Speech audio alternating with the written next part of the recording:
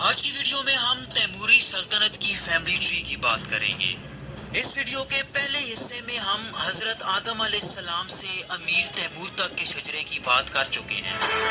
چنانچہ آج ہم امیر تیمور اور اس کی اولاد دیکھیں گے۔ ہم دیکھیں گے کہ امیر تیمور کے بچے کتنے تھے اور اس کے کس بچے کی نسل سے برصغیر کی ایک عظیم سلطنت وجود میں آئی۔ تیمور نے کس عثمانی سلطان کو ایک پنجرے میں قید کر لیا تھا اور پھر سلطان اور اس کی بیوی کی ایسی بے حرمتی کی کہ جس کی کوئی مثال نہیں ملتی۔ اور کیا آج تیمور کی اولاد دنیا کے کسی حصے میں پائی جاتی ہے؟ اس فیملی ٹری کو سمجھنے کے لیے ہمیں 14ویں صدی کے آغاز میں امیر ترغائی پہ آنا پڑے گا، جو چنگیزی سلطنت کی چغتائی خانیت مطلب موجودہ ازبکستان کے شہر سبز میں زندگی گزار رہے تھے۔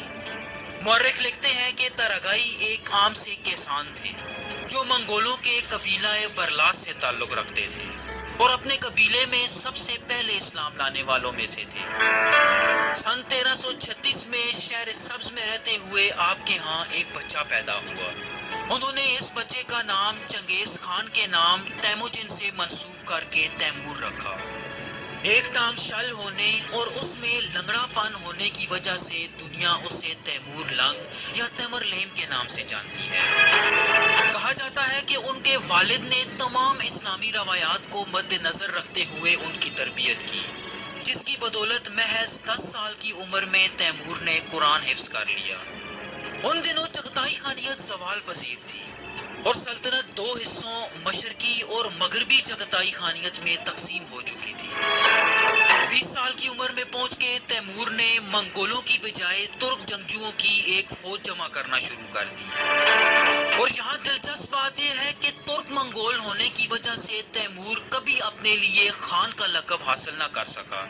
اس کی وجہ یہ تھی کہ خان خالصتاً منگولوں کی نسل سے ہوا کرتے۔ اسی طرح وہ کبھی اسلامی خلیفہ کا لقب بھی حاصل نہ کر سکا، جو اس وقت صرف قریش خاندان کے پاس تھا۔ چنانچہ تیمور نے افسانوی طور پہ اپنے آپ کو حضرت علی کی اولاد سے ہونے کا دعویٰ کر دیا اور اپنے لیے امیر کے لقب کا انتخاب کیا۔ اگر اس کی فتوحات کی بات کی جائے تو تیمور نے ان تمام علاقوں پہ قبضہ کرنا اپنا حق سمجھا جو چنگیز خان کی سلطنت میں شامل تھے۔ سن 1370 میں سمرقند کو اپنا ہیڈ کوارٹر بناتے ہوئے تیمور نے اپنی تیموری سلطنت کی بنیاد رکھی۔ پورے سینٹرل ایشیا پہ قبضے کے بعد سن 1381 میں اس نے سابق منگول علاقہ ایران فتح کیا، جس کے بعد وہ بغداد کی طرف مڑا۔ کہا جاتا ہے کہ بغداد فتح کرنے کے بعد اس نے 90,000 انسانی کھوپڑیوں سے 120 مینار بنوائے، جن میں زیادہ تر مسلمان شامل تھے۔ سن 1398 میں تیمور اپنی فوج کے ساتھ ہندو کش کے پہاڑوں کو چیرتے ہوئے برصغیر پہنچا۔ اس نے پنجاب سے دہلی تک کے رستے میں آنے والے تمام شہروں کو ملیا میٹ کر دیا، اور کہا جاتا ہے کہ ان حملوں میں کم و بیش 1,00,000 سے زیادہ لوگوں کو موت کے گھاٹ اتارا گیا، جن میں بچے اور عورتیں بھی شامل تھیں۔ عثمانی سلطنت بھی تیمور کے سامنے بے بس نظر آ رہی تھی۔ سن 1402 میں تیمور نے عثمانی سلطان بایزید اول کے خلاف مارچ کیا اور انقرہ کے قریب ایک خونخوار جنگ کے بعد سلطان کو قید کر لیا۔ سلطان بایزید کو ایک چھوٹے سے پنجرے میں ڈال کے سمرقند لے جایا گیا، جہاں تیمور سلطان کو اپنے مہمانوں کے سامنے نمائش کے طور پہ پیش کیا کرتا تھا، اور ویورز اسی قید میں سلطان بایزید کا انتقال ہو گیا۔ اس شکست کے نتیجے میں کچھ عرصہ پوری عثمانی سلطنت تیموری سلطنت کی ایک ویسل کے طور پہ رہی۔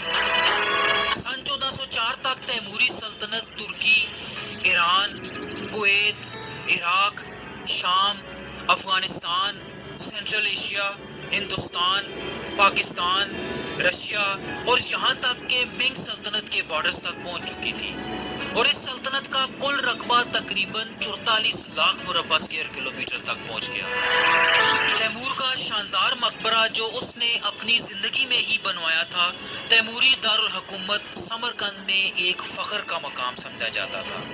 اور سن 1405 میں چائنیز منگ سلطنت کے خلاف ایک مہم کے دوران تیمور انتقال کر گیا اور اسے اپنے ڈیزائن کردہ مقبرے میں سپرد خاک کر دیا گیا۔ ویورز، کچھ مورخین کے مطابق تیمور کی 43 بیویاں تھیں اور تاریخ میں اس کے 4 بیٹے اور 6 بیٹیاں ملتی ہیں۔ اگر تیمور کی جانشینی کی بات کی جائے تو اگرچہ اس کا سب سے بڑا بیٹا عمر شیخ مرزا تیموری فوج کا ایک مایہ ناز کمانڈر رہا اور شروعاتی فتوحات میں بہت مؤثر ثابت ہوا، لیکن تیمور نے اسے اپنا جانشین نامزد نہ کیا بلکہ ازبکستان میں فرغانہ کا گورنر بنا دیا، جہاں ہو گیا۔ تیمور کا دوسرا بیٹا جہانگیر اس کا سب سے پسندیدہ بیٹا تھا۔ یہی وجہ تھی کہ تیمور نے اپنی زندگی میں ہی اسے اپنا وارث یا جانشین نامزد کر دیا تھا۔ تاہم سن 1376 میں یعنی تیمور کی موت سے تقریباً 30 سال پہلے جہانگیر بھی انتقال کر گیا۔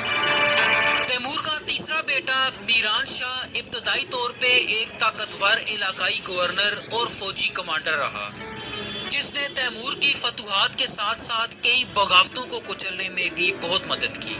تاہم اس کے چند فیصلوں کی وجہ سے تیمور نے اسے گورنر کے عہدے سے ہٹا دیا، جس کے بعد وہ اپنا دماغی توازن کھو بیٹھا اور حکومت کرنے کے قابل نہ رہا۔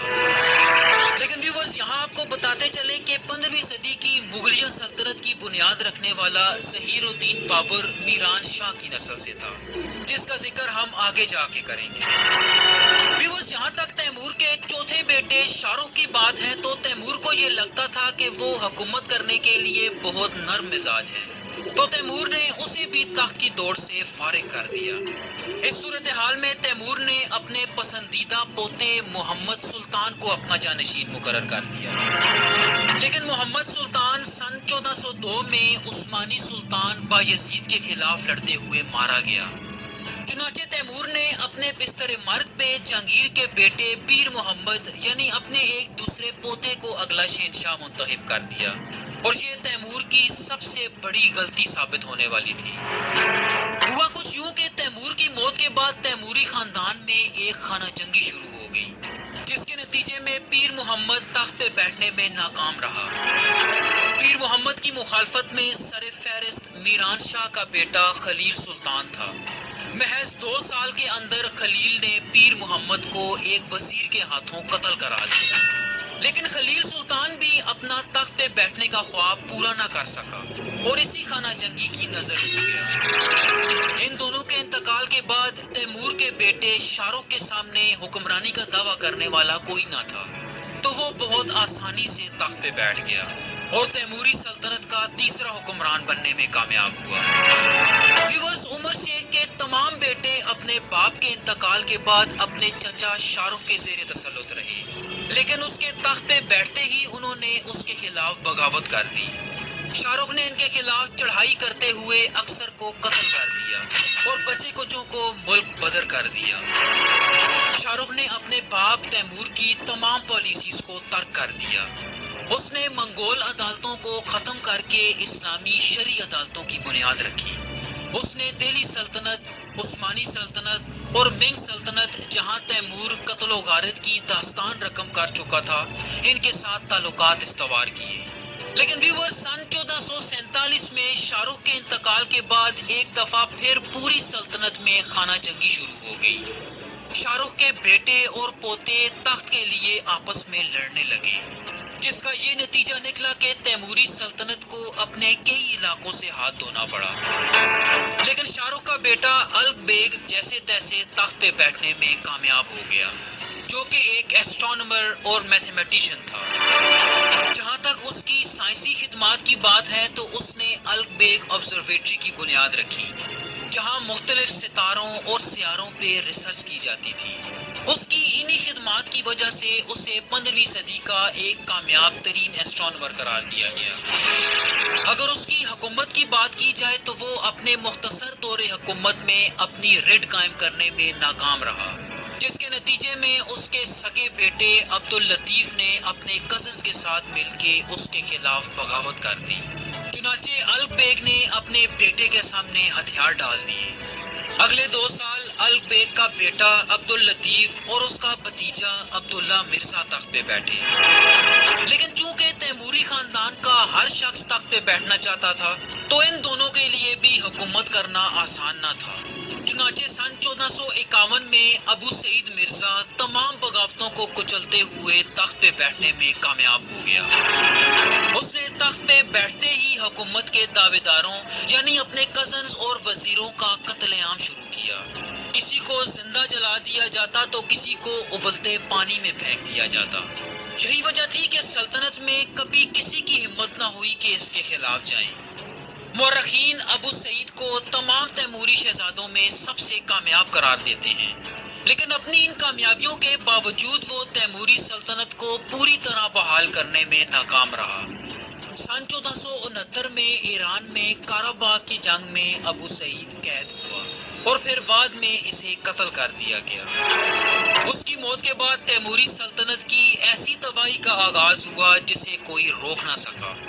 ابو سعید کی موت کے تقریباً 40 سال کے اندر تیموری سلطنت مکمل طور پہ بیرونی طاقتوں کے ہاتھ چلی گئی۔ سلطنت کا بچا کچا علاقہ مختلف تیموری شہزادوں نے آپس میں تقسیم کر لیا۔ اس کے بیٹے سلطان احمد کو سمرقند، سلطان محمود کو بدخشان اور حصار، الگ بیگ دوئم کو کابل اور غزنی، جبکہ عمر شیخ دوئم کو فرغانہ کا علاقہ ملا۔ ویورز، یہاں دلچسپ بات یہ ہے کہ عمر شیخ دوئم کے ایک بیٹے ظہیر الدین بابر جو فرغانہ کا گورنر بھی رہا، اس نے سن 1526 میں برصغیر پہ حملہ کیا اور وہاں اپنی مغل سلطنت کی بنیاد رکھ دی۔ اور اگر ہم مغل سلطنت کو تیموری سلطنت کا ایک تسلسل کہیں تو غلط نہ ہوگا۔ ظہیر الدین بابر کی نسل اپنے باپ کی طرف سے تقریباً 5 پشتیں پیچھے امیر تیمور، جبکہ اپنی ماں کی طرف سے 11 پشتیں پیچھے چغتائی خان سے جا ملتی ہے۔ جہاں تک موجودہ دور کی بات ہے تو امیر تیمور کی نسل جو مغل کہلاتے ہیں پاکستان میں کشمیر اور ہزارہ، جبکہ انڈیا میں اتر پردیش اور شمالی ہندوستان میں پائے جاتے ہیں۔ تو ویورز، ظہیر الدین بابر کے ہندوستان پہ حملے میں کس عثمانی سلطان نے اسے بارود اور توپیں عنایت کی؟ ہندوستان میں مغل سلطنت کا عروج کس حکمران کے دور میں آیا؟ اور ایسٹ انڈیا کمپنی نے